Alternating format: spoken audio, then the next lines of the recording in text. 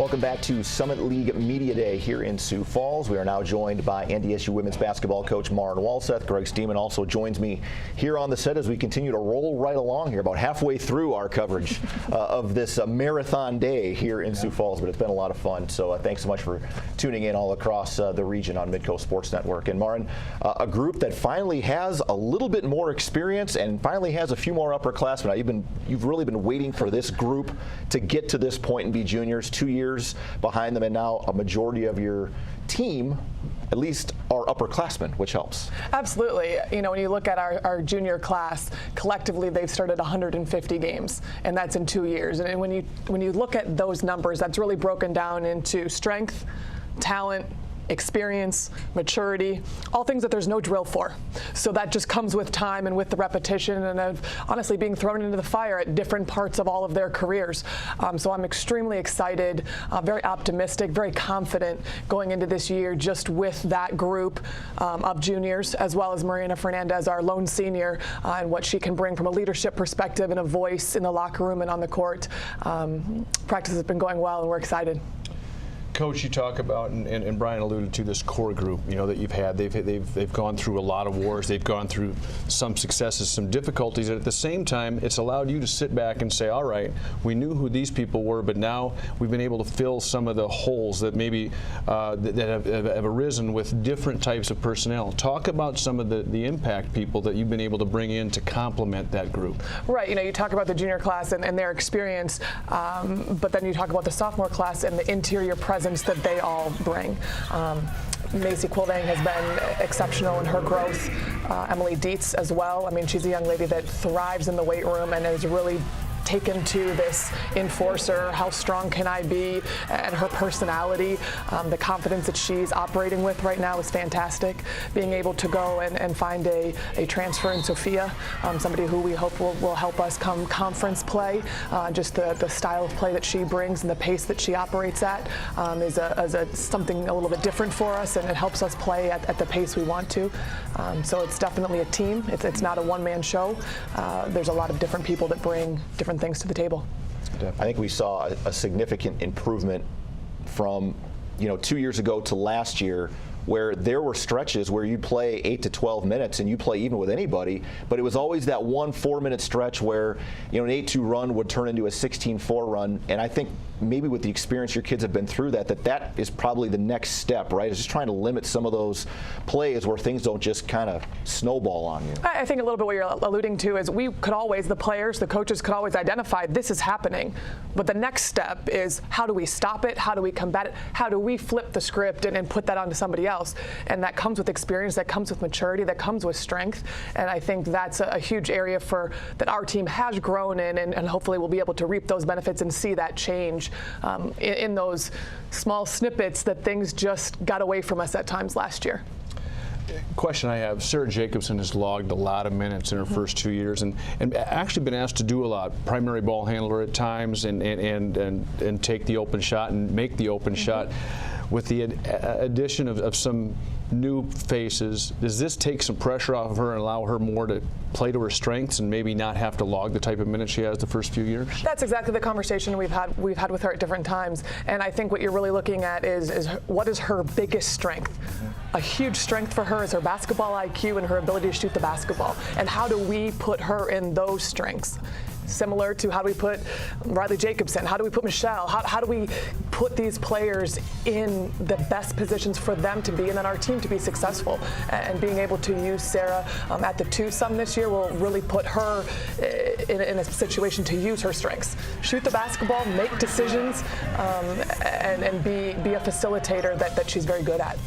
One thing you've done too, Maren, in the recruiting process is add some foreign talent. And a lot of these foreign players that come in have played at such a high level of basketball already that the transition probably isn't as steep for them in terms of the learning curve. We saw that with Michelle Geiselorova. By the way, she looks physically so different. It's hard to believe she's the same kid.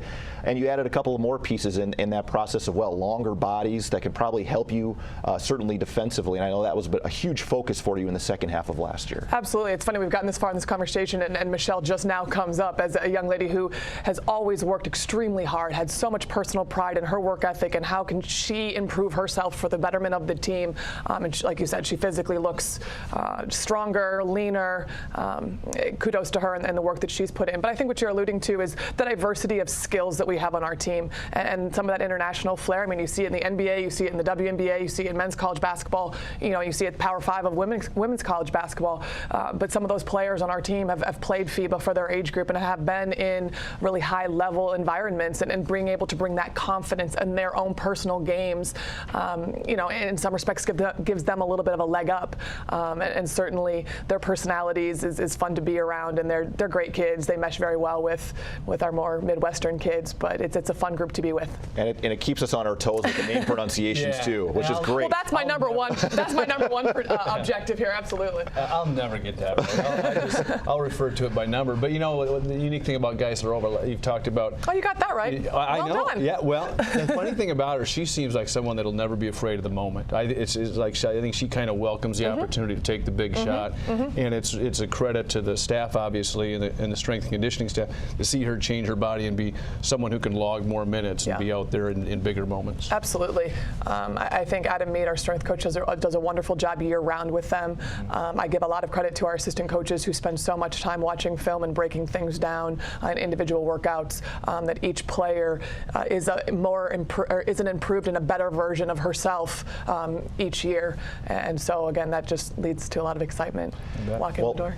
It is hard to believe, but the first exhibition game is now like 2 weeks away. I think just right at 2 weeks away before we're playing Minnesota Duluth on an exhibition, and then a lot of home games early. Got Creighton at home, New Hampshire at home. Got to be nice to front load the schedule with some home games just to get everybody going before going out on the road. We start with a close scrimmage at the end of the week, and then we do have exhibitions and get right into regular season play. But being able to be at home, that's something that our assistant coach Nate Oakland worked very hard to do, so we can get our legs underneath us and get a little bit of confidence and understand each other underneath the lights and with refs before we now have to do it in a new and different environment. So I'm hopeful that we'll have good followings, good crowds to give us the atmosphere that really all these players are excited to be a part of. And just getting through the rest of the schedule a little bit too, Maren, and get into conference play pretty much right at the end of the month with Fort Wayne and South Dakota. Riley Jacobson, the post play, I think we saw great strides from her. You talked about Dietz. Danica Vagley, I think, has taken some strides forward. You have some longer buddies. Quilvang, that is a strength of some of the length you have in the post now. I think that one of our strengths is our size, is our length, whether it's Circline Rimdahl or Macy Quilvang. I mean, there's so many that are just our arms go for days, but they've also had a lot of experience, even as young sophomores.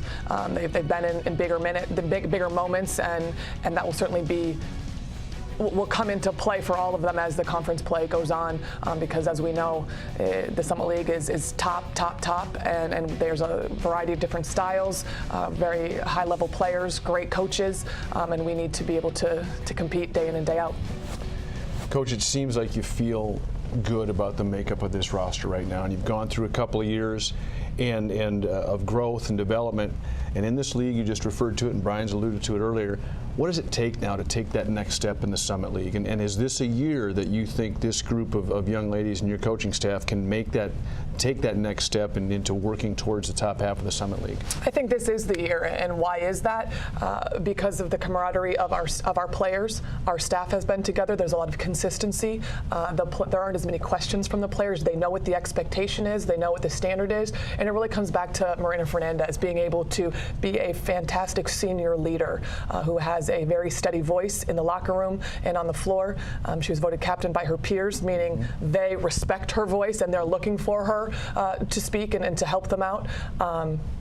So I think this is a year that we are very capable, and then the expectation is to make a jump, is to make a significant change in where we are at the end of the day. And I feel very confident with the players, again, from the experience, from the maturity, from the strength. This is the best group, the talent, overall talent level. This is the best group that I've had the privilege of coaching. And for Marina, I know she's excited to get back on the floor because she missed so much time with that foot last year, so she's excited to get out of the boot and get back on the floor again as well. We do have some questions from our social media folks that kind of ask your coach, hashtag. Elena Lanson has a few of those. Hey, Coach. All right, first question. Basketball season is obviously a long one. How do you promote a positive culture through the ups and downs through the long season? I think it's a lot of the balance. Certainly, we are basketball coaches, we are basketball players. That's why we're all together. But we need to go on road trips and have some downtime and take advantage of opportunities when we're in different cities. This is a great example. Like this weekend, because of this event here, we had a 3-day weekend, and for our players to be able to get out, whether it's go home. I know some of the young ladies went down to the Twin Cities to, experience that maybe for the first time. Being able to balance and the basketball and the real life, so to speak, I think that helps on both sides. Absolutely. And having North Dakota back in the conference, how does that up that rivalry? I think that's fantastic. It's something that certainly many of our older fans and a lot of the administration and the media is very accustomed to. And so having them back in just makes sense. And being so close and being able to go, each of us have a home game as opposed to having to alternate that like we have in the past. I think that's a great thing for so many, ourselves, our fans, the media, our schools. That'll be exciting for everybody. And since you've been a coach, what changes and rule changes have there been in women's basketball that have really progressed the sport? Oh gosh, there's been a lot. I don't know where to start. I think the evolution of the women's game, much like the men's, is going in a very positive forward direction. Things that are most recent as far as like the 4 quarters, and one thing that we really liked last year was the ability to advance the basketball in the last minute, make some end of the game situations a little bit more exciting or enticing. I think that challenged us as coaches, challenged the players to really be locked in and know how to handle those things. But the committees and the coaches, both the retired coaches and the current coaches who are in that grind day in and day out to make sure that our game is progressing the way that it should. Kudos to them and many thanks to them. I think, Maren, just as we wrap up here real quick, on the court in a week. Yeah. What do you want to see? What's the most important thing in the exhibition game before the regular season starts against Mayville State? Yeah, I think right off the bat, we need to play to our standards, regardless of who the opponent is. We're dying to see a new opponent. Playing ourselves and playing our practice players gets old. But then being able to hold the standard of what we have what we can do at a very high level is a must. All right, Maren, thanks as always for the time. We appreciate it. Good luck this season, and we will see a lot of each other over the next 4 months, yes, like it will. or not. Yes, we will. I love it. I love it.